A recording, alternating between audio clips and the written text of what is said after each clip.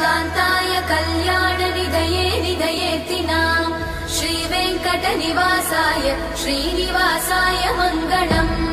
Lakshmi सविभ्रमालोकसुभ्रूविभ्रमचक्षुषे